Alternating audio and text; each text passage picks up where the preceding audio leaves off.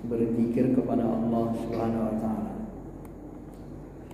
Bapak Ibu yang dirahmati Allah Subhanahu wa taala, zikir ini berasal dari kata zakar. Zakar ini arti dasarnya adalah bisa menyebut. Maka kalau diartikan menyebut, berarti zikir itu dengan zikir lisan. Subhanallah, subhanallah, subhanallah. Bisa juga diartikan mengingat. Berarti kalau mengingat, ya, zikir itu lebih cenderung kepada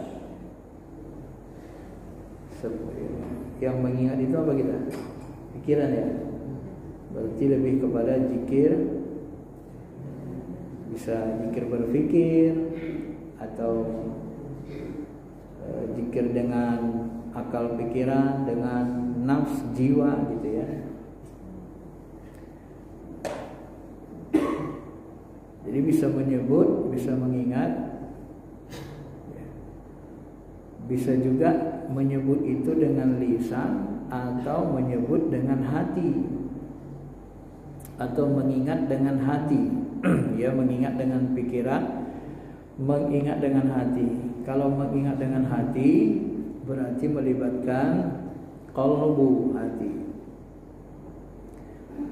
Imam Al-Ghazali ketika membahas tentang bab zikir dalam kitab Ihya mengatakan, setelah beliau teliti, katanya sampailah beliau pada kesimpulan ternyata seluruh amalan-amalan atau ibadah yang diperintahkan Allah ini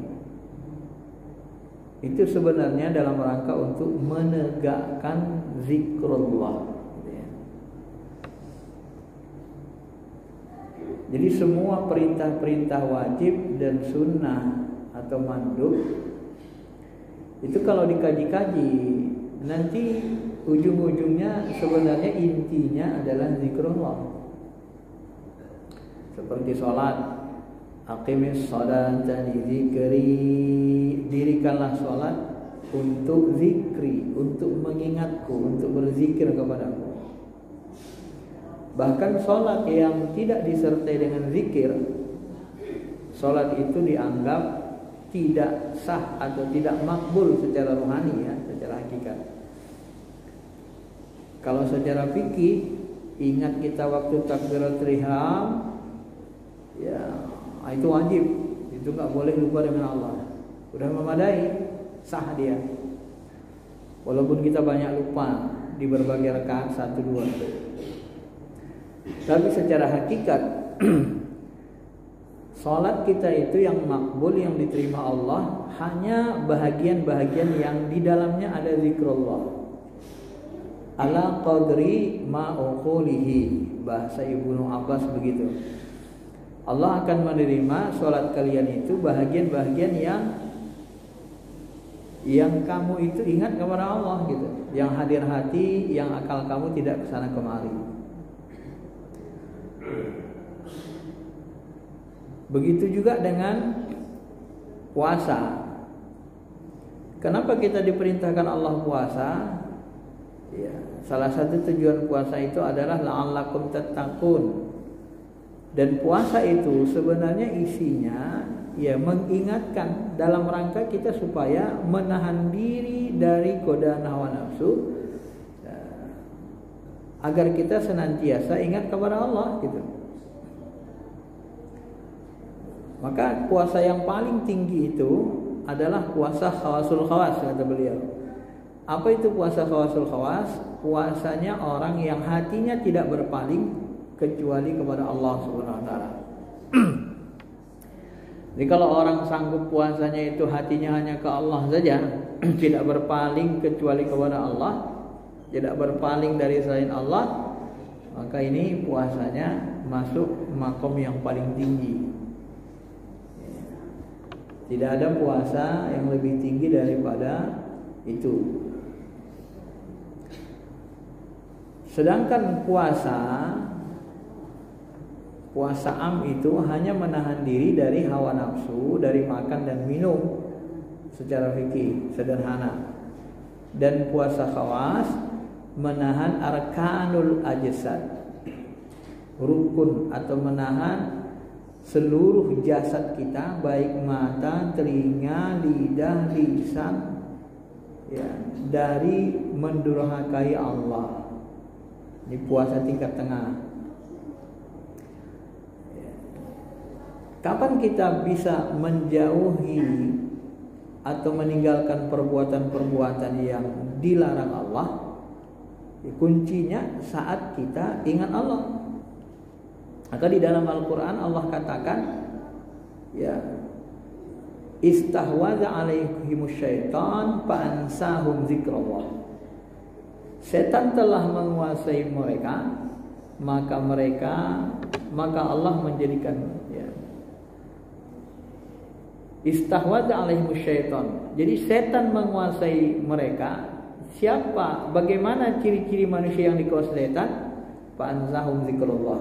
Ciri mereka adalah mereka lupa dari mengingat Allah. Ya. Maka dalam ayat lain juga disebut, ketika kita melupakan diri kita, maka kita akan lupa kepada Allah. Ketika kita lupa pada Allah, maka setan baru bisa menguasai diri kita. Adapun orang-orang yang berzikir, setan tidak bisa menguasai. Sehingga nanti di dalam hadis sahih dikatakan Nabi, apabila kita berzikir mengingat Allah, maka setan akan menjauh dari diri kita, dari dinding hati.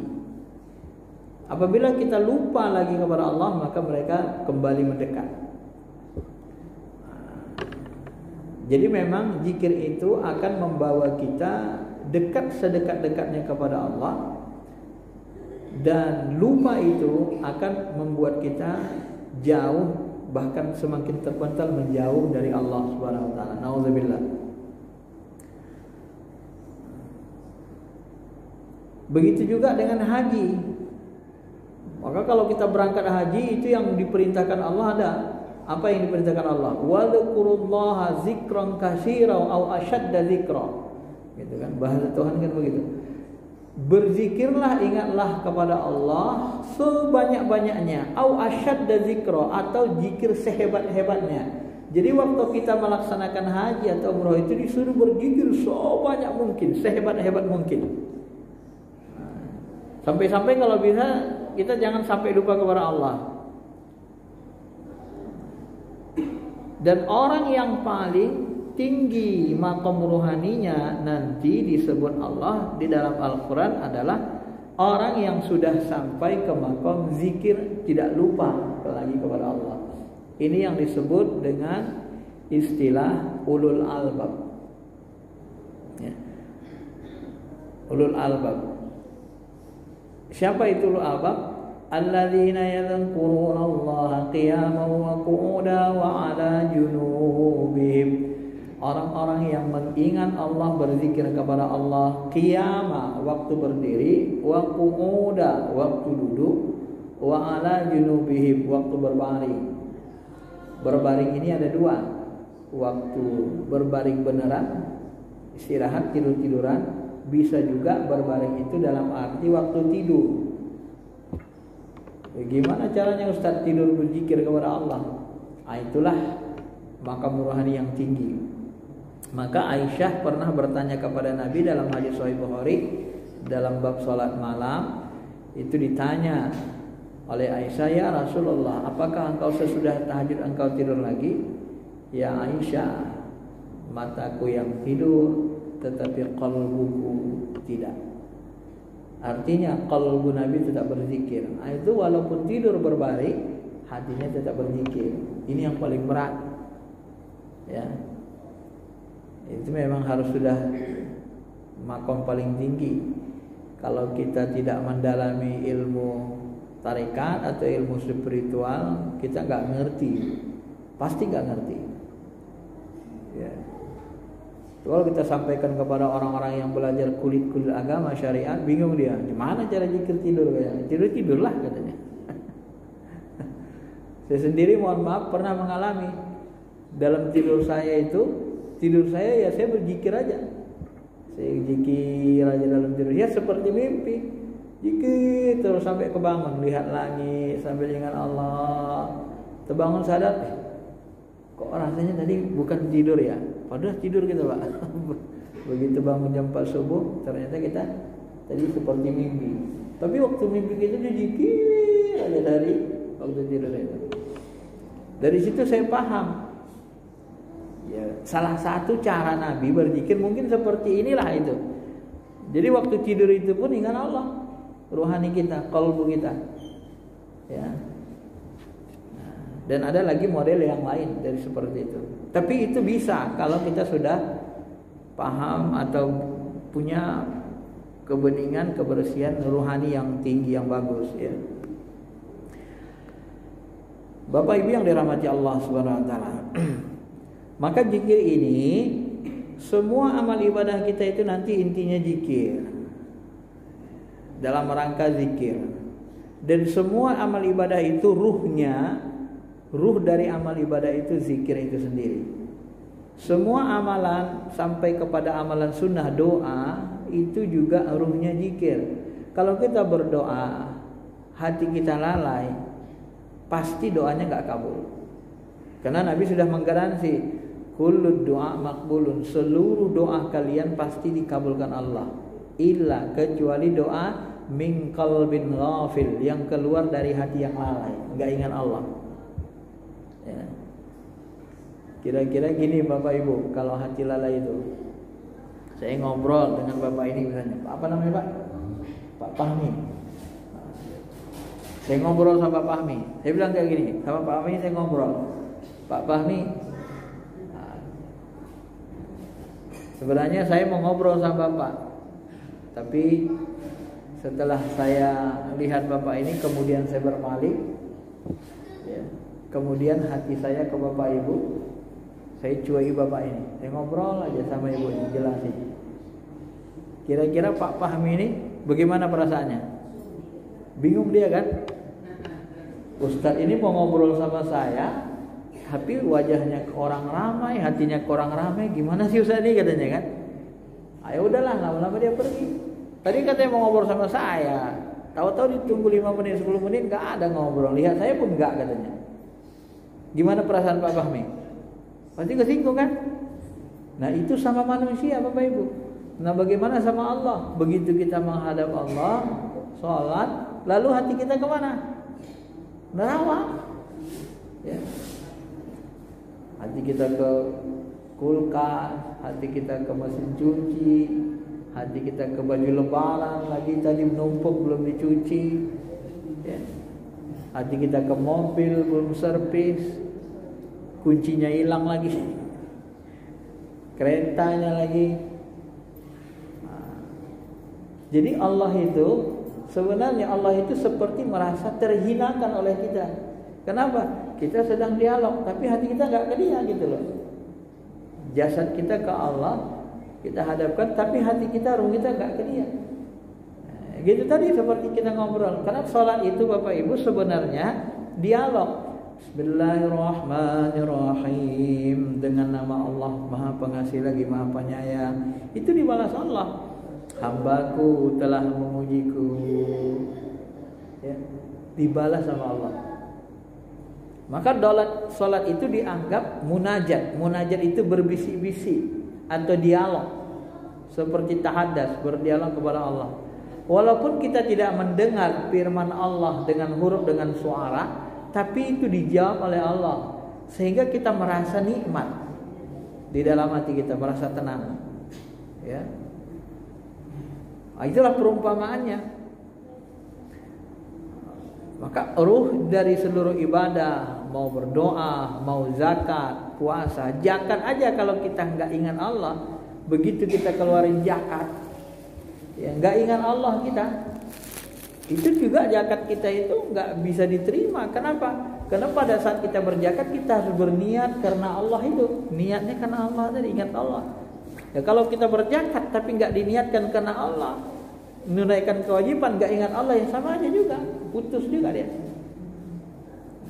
Cuma zakat ini tidak terlalu diberati, tidak seperti sholat karena waktunya sebentar saja kan.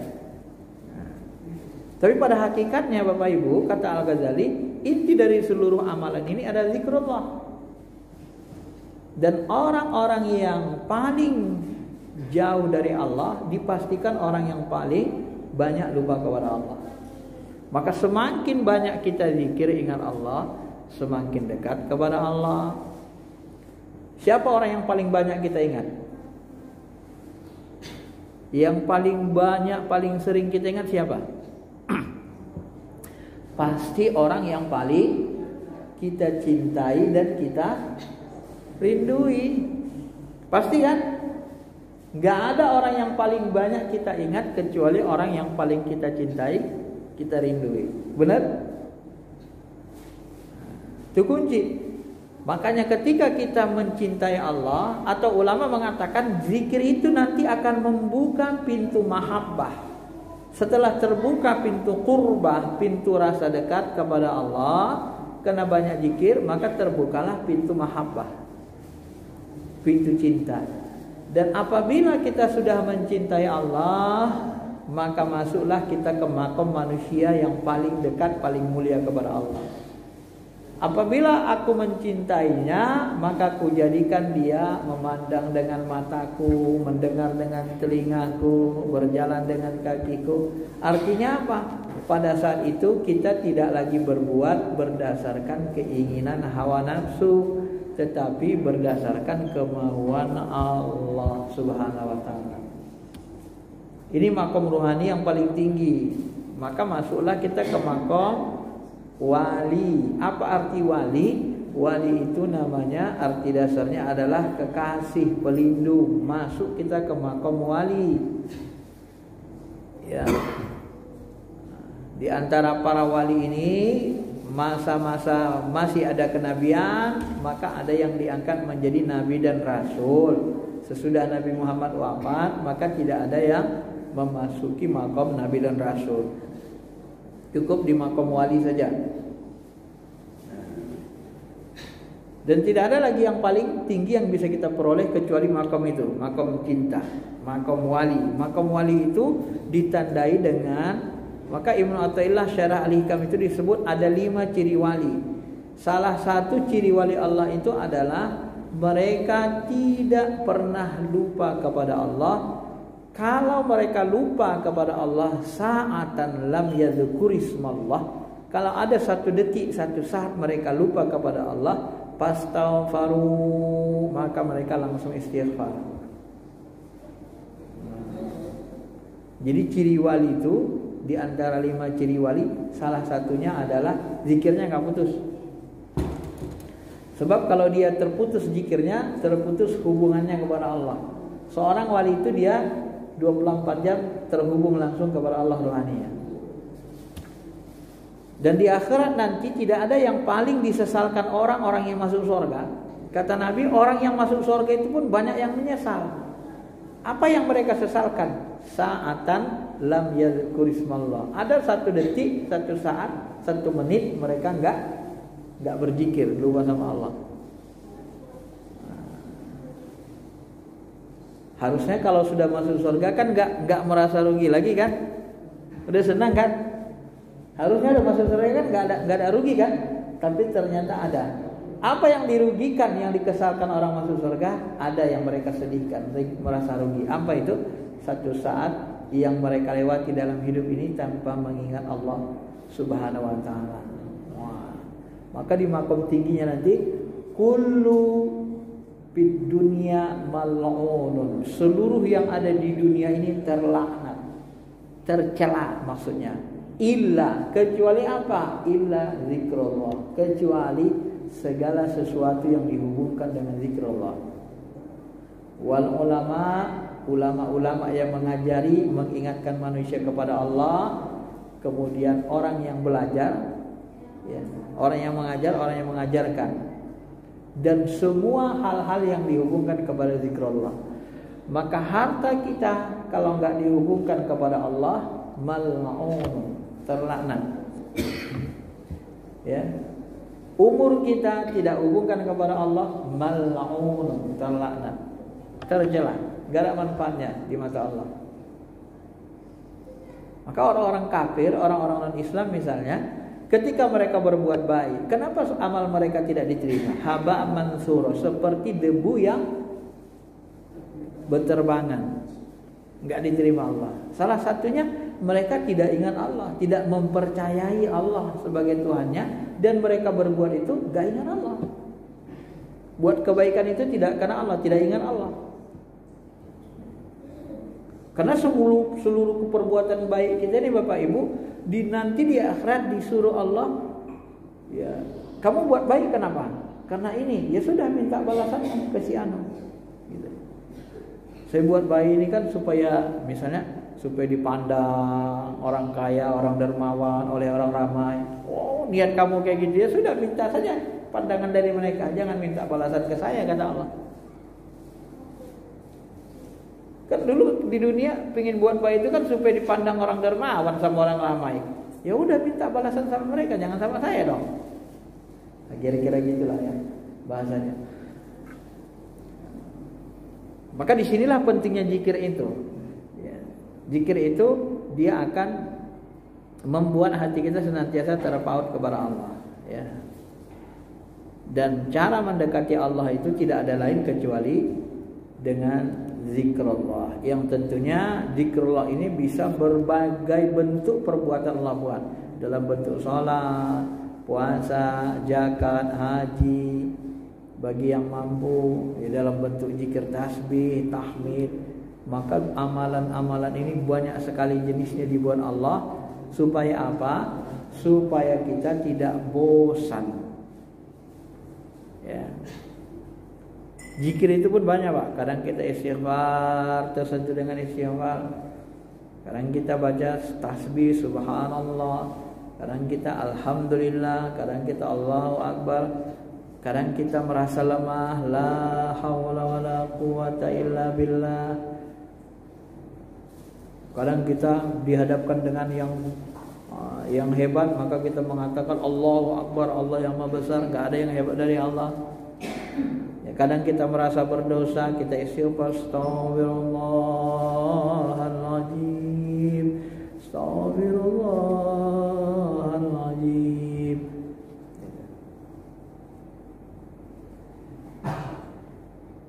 Dan Abdul Zikri, seabdul Zikri adalah la ilaha illallah. Kenapa la ilaha illallah yang paling abdul? Sebenarnya Nabi tidak memberikan alasan, tetapi iman yang paling tinggi 70 cabang iman, syu'bal iman. Imam Baihaqi menulis buku namanya Syu'bal Iman, cabang iman. Dari 70 cabang iman itu, yang paling tinggi adalah la ilaha illallah. Jadi iman paling tinggi itu ada dalam kalimat la ilaha illallah. Maka zikir yang paling tinggi, yang paling afdal itu la ilaha illallah. Karena itu zikir yang mengantarkan kita kepada puncak keimanan. Kenapa zikir la ilaha illallah itu menyampaikan kita kepada puncak keimanan? Pertama, zikir la ilaha illallah ini maknanya bertingkat, kata ulama. Tingkat pertama adalah la ilaha illallah, tiada Tuhan kecuali Allah. Ya. Jadi kita tidak akan mentuhankan apapun kecuali Allah. Itu yang ditanamkan ke hati. Nanti maknanya yang paling tinggi zikir la ilaha ini adalah la maujud illallah. Semua alam nyata ini, semua yang ada ini semuanya enggak ada, enggak benar adanya. Cuma bayangan, cuma fata morgana. Yang ada di dunia langit dan bumi cuma zatnya, cuma Allah. Jadi kita menafikan la ilaha, enggak ada yang maujud ini. Kita ini sebenarnya Bapak Ibu, makhluk di bumi ini hakikatnya kata Nabi adalah bayangan. Ya hakikatnya bayangan, kata ulama. Bayangan ada nggak? Hah? Ada? Coba Bapak Ibu pegang. Bayangan itu ada tapi tidak ada. Dia seperti ada. Ada kan? Pegang coba. Nggak dapat. Dia ada seperti ada tapi tidak ada. Ya kan?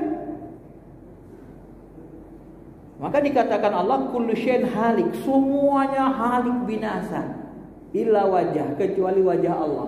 Apa maksudnya? Kata Ibnu Abbas, kata Syekh Abdul Qadir Jilani dalam tafsirnya masing-masing.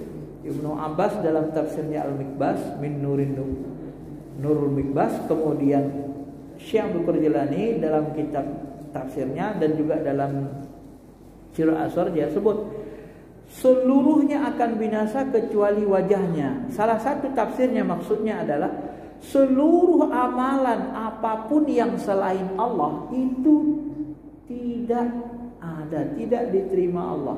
Yang diterima Allah semua amalan yang mengharapkan ridhonya. Jadi amalan yang kita bawa nanti di akhirat menghadap Allah hanya amalan yang ikhlas yang karena Allah.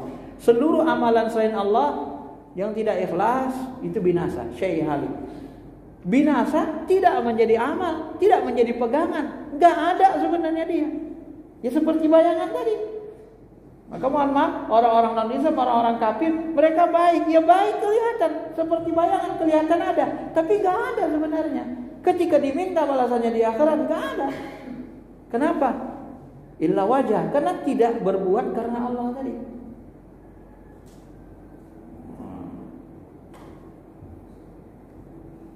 Maka puncak dari keimanan itu, puncak dari yang paling afdol, yang sesuatu yang diyakini itu la ilaha illallah. Enggak ada yang wujud kecuali Allah, zatnya. Maka semua perbuatan yang kita harapkan ridha Allah, itulah nanti yang bisa menjadi pegangan. Itulah yang nanti diadakan Allah di hari akhirat. Bisa juga kita pahami begitu. Atau pemahaman kedua, seluruh benda-benda langit dan bumi seluruhnya ini dibinasakan Allah, yang kekal hanya zatnya. Sebagian ulama kita mengatakan semua alam ini kan kelihatan berbentuk, ada bentuknya, lampu, mobil, bangunan masjid, AC, toa, jam, pakaian kita ini ada bentuknya. Semua yang berbentuk ini nanti dihancurkan, dilebur Allah menjadi debu semuanya. Debu hilang ke ruang kosong, yang tinggal tersisa hanya zatnya yang di balik ruang kosong itu. Jadi semua yang berbentuk dileburkan jadi debu semua, hancur semua binasa. Yang ada nanti hanya zatnya yang meliputi segalanya, yang ada, yang berada di balik ruang kosong ini. Kalau fisika kuantum menyebut di balik ruang kosong ini sebenarnya nggak kosong, ada isinya, ada energi yang sangat kuat. Energi yang sangat kuat itu bisa menghancurkan, menggiling semua yang berbentuk, hancur jadi debu. Dan semua energi itu dalam kendali zatnya. Kira-kira gitulah dekatinya ya. Maka wajar kalau disebut Abdul Zikri fa'lam annahu la ilaha illallah. Maka la ilaha illallah ini kalau kita pahami dengan baik, diresapi, tidak ada Tuhan kecuali Engkau ya Allah. Tiada yang menciptakan langit dan bumi kecuali Engkau ya Allah. Tiada yang membagi-bagi rezeki di antara hamba-hamba manusia kecuali Engkau ya Allah. Tiada yang menjadikan oksigen yang kami hirup kecuali Engkau ya Allah. Tiada yang menjadikan tulang belulang jasad ini kecuali Engkau ya Allah. Tiada yang memberikan pendengaran yang sempurna kecuali Engkau ya Allah. Tiada yang menjadikan hati, kalbu, rasa, mata, telinga, diri ini kecuali Engkau ya Allah. Sampai nanti la ilaha illallah, tiada yang maujud, tidak ada yang ada, semuanya hanya bayangan, binasa fana kecuali zatmu ya Allah. Jadi ketika kita berzikir la ilaha illallah itu dipahami seperti itu Bapak Ibu, supaya masuk berkesan di hati kita, sehingga kebesaran Allah itu masuk ke dalam diri kita, ke dalam qalbu kita yang paling dalam. Harus dihunjamkan, diyakinkan itu ya. Karena itu benar. Tapi menjadi seolah-olah tidak benar kalau kita tidak memahaminya dengan qalbu hati. Benar enggak yang memberikan oksigen, menciptakan oksigen Allah? Benar? Benar. Benar enggak yang ciptakan jantung kita Allah? Benar. Benar enggak yang membagi-bagi rezeki, menciptakan ikan di lautan, menciptakan emas, tambang, minyak, ya, bahan mentah, sumber daya alam kita yang menciptakannya semuanya Allah? Benar? Benar. Tapi kenapa ada orang lebih takut kepada atasannya, kepada bosnya, kepada makhluk daripada selain Allah? Dia ingkari kebenaran itu. Kenapa? Karena dia kurang berzikir la ilaha illallah, menghujamkan makna itu, sehingga tidak yakin hatinya, kalbunya kotor. Kan banyak, ya banyak. Kalau ditanya misalnya, Bapak Ibu lebih takut Amerika dari Allah? Oh, itu banyak pejabat kita lebih takut sama Amerika dari kepada Allah. Lebih takut sama preman atau Allah? Banyak kita lebih takut sama preman daripada Allah kan? Sama hantu? Oh, hantu pun takut lagi dia. Sama kuburan? Hah? Sama kuburan pun takut juga dia. Orang mati takut. Nisan itu kan batu. Orang mati itu kan dia lamru, nggak ada jasadnya, nggak bisa ngapa-ngapain. Loh, kok bisa takut sama kuburan?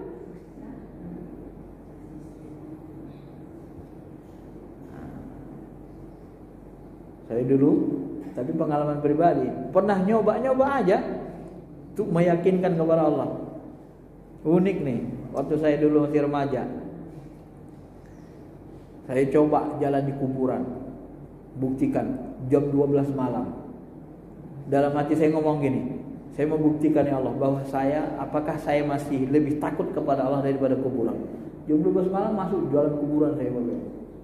Nyoba rasa takut tadi, rasa bertuhan. Gitu saya jalan ke kuburan itu cuma gelap-gelap jam 12 malam. Jalan lagi saya, ternyata kok masih ada ya rasa takut nih ya sama kuburan. Berarti belum penuh ini rasa takutnya sama Allah. Masih ada sedikit. Walaupun dah rajin dikit, masih ada Pak.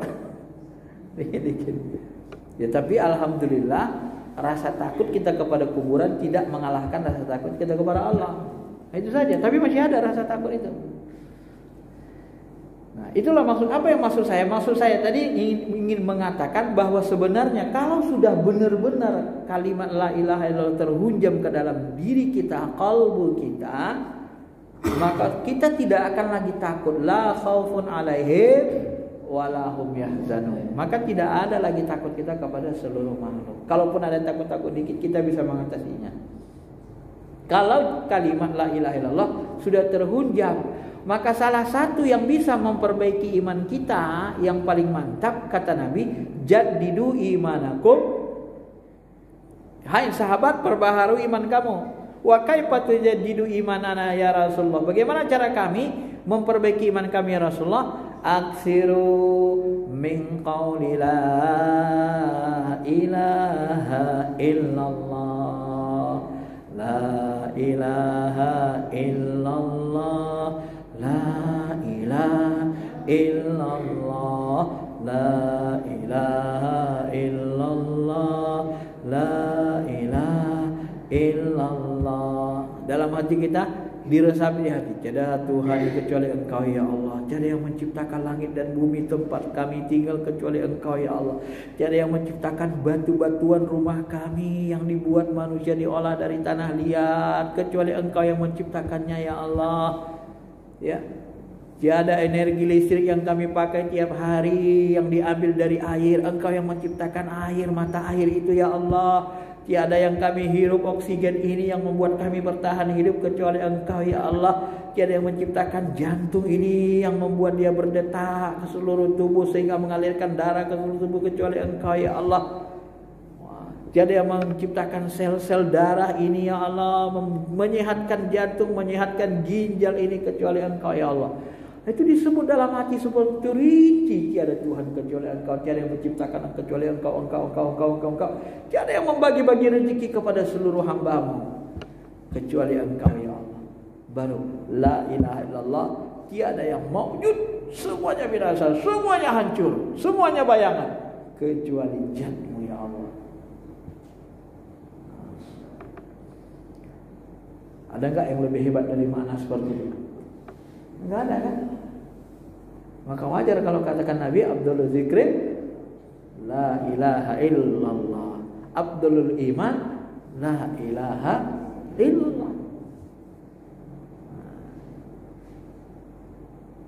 Nah, ini penting. Maka jangan sepele dengan zikir la ilaha illallah.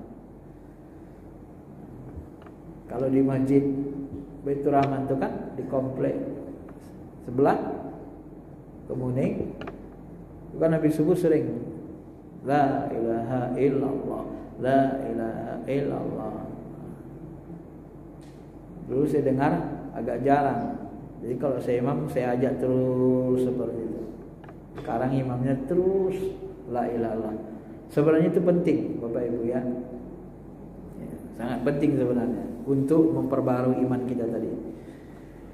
Bahkan di Naksabandi pun nanti zikir tahlil itu bisa, itu termasuk zikir nanti yang kalau kita baca nanti sampai kepada 3 kali 70.000 atau 7 kali 70.000, itu nanti baru kita bisa mencapai gelar khalifah dari zikir itu.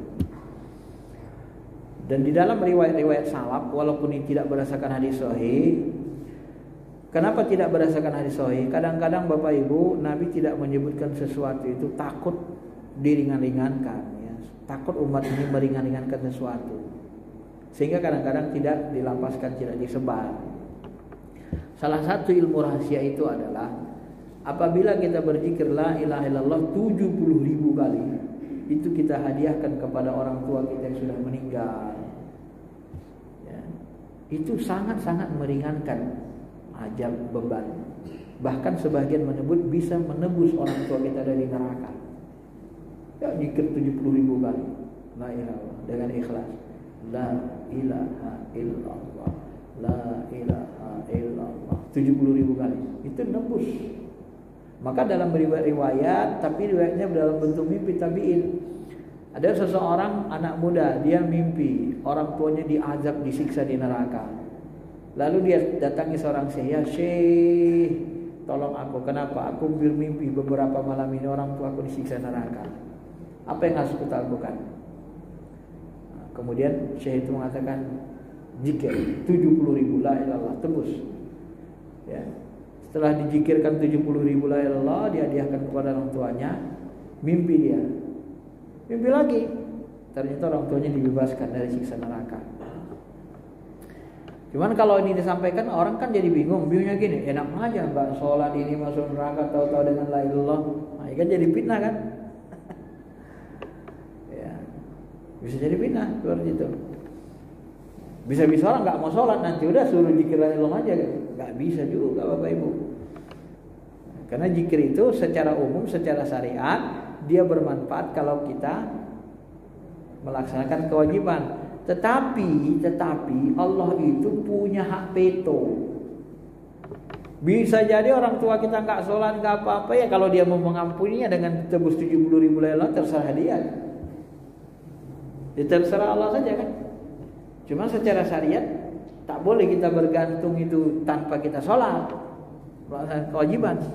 Begitu bahasanya. Maka kadang-kadang ilmu agama ini ada yang rahasia-rahasia itu tidak disampaikan seperti itu kepada khayal ayam. Supaya apa? Supaya jangan jadi fitnah, supaya jangan orang mengeringan-ringankan kewajiban.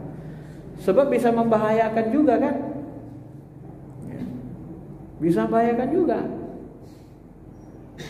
Maka ketika Nabi SAW dibisikkan Jibril, ya, Nabi SAW mengatakan, "Man qala la ilaha illallah dakhalal jannah." Siapa yang mengucapkan la ilaha illallah masuk surga. Lalu sahabat tanya, "Wa in zana ya Rasul? Wa in saraqa ya Rasul?" Walaupun dia berzina, walaupun dia mencuri, merampok, walaupun dia membunuh, ya masuk surga, kata Nabi. "Ya Rasul, apakah kalimat ini akan kusebarkan kepada seluruh sahabat, seluruh umat?" Jangan dulu. Tunggu mapan dulu. Artinya ditahan dulu sahabat nanti supaya jangan cepat jadi fitnah. Maka ulama nanti menjelaskan gimana? Ulama menjelaskan pokoknya kalau sudah la ilaha illallah masuk surga. Walaupun ngucap la ilaha illallah cuma sekali waktu mau nikah itu disuruh ngucap syahadat. Habis nikah enggak lagi syahadat, enggak ngucap la ilaha illallah. Mati tapi tidak syirik masuk surga. Tapi masuk surganya kapan?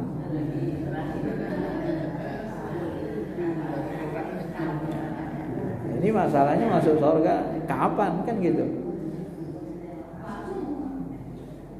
Enggak sholat, enggak puasa, enggak zakat, banyak buat dosa besar, tapi mati enggak syirik. Masuk surga juga, tapi kapan? Iya paling akhir kan. Maka kalimat la ilaha illallah ini kalau ditimbang dengan langit dan bumi lebih berat lagi la ilaha illallah. Kenapa Bapak Ibu? Karena la ilaha illallah walau sekali masuk ke dalam lubuk hati kita, setelah masuk neraka, tiba-tiba nanti kata Nabi dalam hadis sahih, ya, udah hajab babak belur, hitam, hangus, dimasukkan ke telaga Kausar. Sebagian mengatakan kelihatan bayang-bayang hitam di jasadnya itu, jasad rohaninya, masuklah ke dalam surga. Ngumpet-ngumpet. Kata Allah, bagaimana hambaku? Udah puas di neraka? Ya Allah udah kapok gak kuat lagi. Mau masuk surga? Yang pingin ya Allah udah masuk surga. Udah gawat kali kan? Udah banget. Apa masih ada lagi surga? Masih ada lagi tempat di surga buat ya Allah. Udah surga orang semua. Masih ada diperlihatkan Allah surga seluas langit dan bumi. Hanya dengan satu kalimat. Maka jangan sepele kan. Cuma itu basyironya, kabar gembiranya, akidah Ahlussunnah wal Jamaah. Kalau nazironya, kabar pertakutnya, hati-hati Bapak Ibu. Kebanyakan orang sakaratul maut banyak sekali yang nggak bisa mengucap la ilaha illallah. Pasti kalah. Terutama orang yang sering buat dosa besar, ninggalin sholat, nggak puasa, nggak bisa mengucap la ilaha illallah. Ada penelitian, seorang dokter diperhatikannya sakaratul maut, dalam 1000 orang hanya beberapa orang saja pasiennya yang bisa mengucap la ilaha illallah.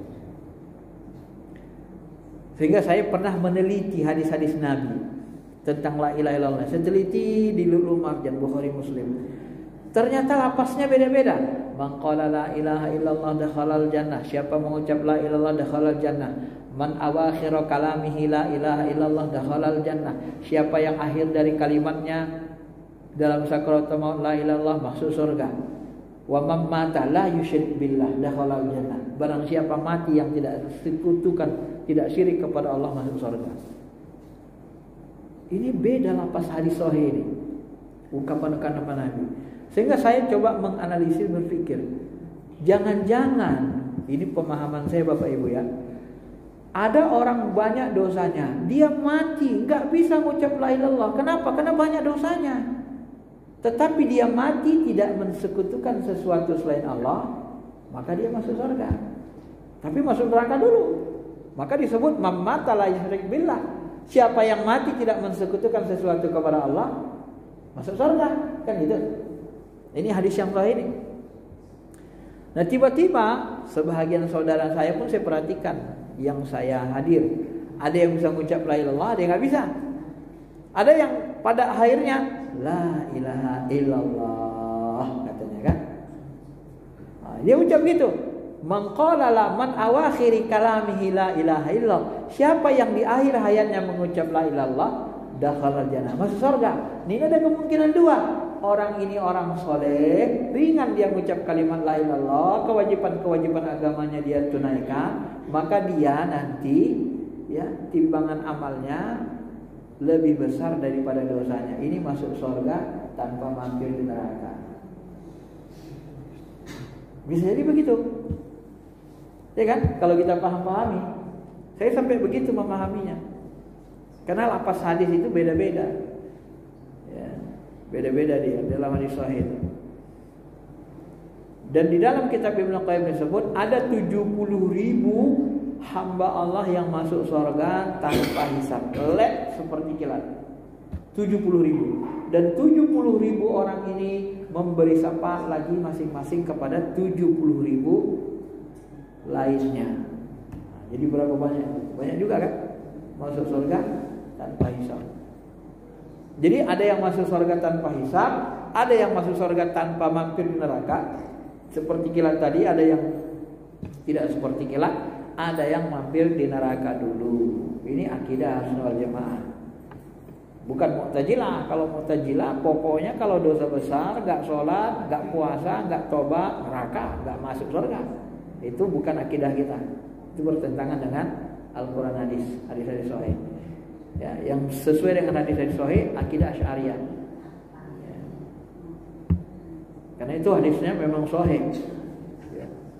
Benar ya Rasulullah, ucap la ilaha illallah aja dengan yakin sekali aja bisa masuk surga. Benar. Wa in zana, jadi kalau dia masih berzina, dia masuk surga. Wa in qatala, kalau dia bunuh, masuk surga. Kalau dia mencuri, ya masuk surga. Nah, itu tadi. Tapi kapan masuknya kan? Ya, tunggu dulu lah. Tentu kita semua menginginkan masuk surga tanpa mampir di neraka. Terakhir, bagaimana cara masuk surga tanpa mampir neraka? Saya tambah sedikit, tambahan dari zikir ini. Gampang, amalannya yang pertama laksanakan kewajiban agama. Laksanakan kewajiban. Maka seluruh dosa besar kita hindari dalam bentuk kewajiban. Yang kedua, jauhi dosa besar. Nah, kalau kita menjauhi dosa besar, kalau kita laksanakan kewajiban, kita dipandang Allah paling takwa. Kalau kita menjauhi dosa besar, maka tak ada lagi dosa yang membuat kita mampir di neraka. Jadi dua ini aja sebenarnya, laksanakan kewajiban, jauhi dosa besar. Kalau mau tidak mampir di neraka. Ya. Kalau mau ditambah lagi, jangan melaksanakan dosa kecil terus-menerus tanpa tobat, tanpa istighfar. Kenapa? Kalau terus-menerus melakukan dosa kecil, lama-lama nanti juga dosanya jadi Nah, itu kalau mau ditambah itu. Nah, jadi 3, laksanakan kewajiban, jauhi dosa besar, dan jangan melaksanakan dosa kecil terus-menerus tanpa dibarengi dengan istighfar, ya, atau tobat. Maka nanti kita dianjurkan sekali untuk istighfar minimal 100 kali dalam sehari semalam. Baik Bapak Ibu yang dirahmati Allah, saya kira itu saja penjelasannya. Sudah lebih setengah aja, 40-50 menit pun. Mudah-mudahan bisa dipahami. Kalau ada yang mau tanya silakan.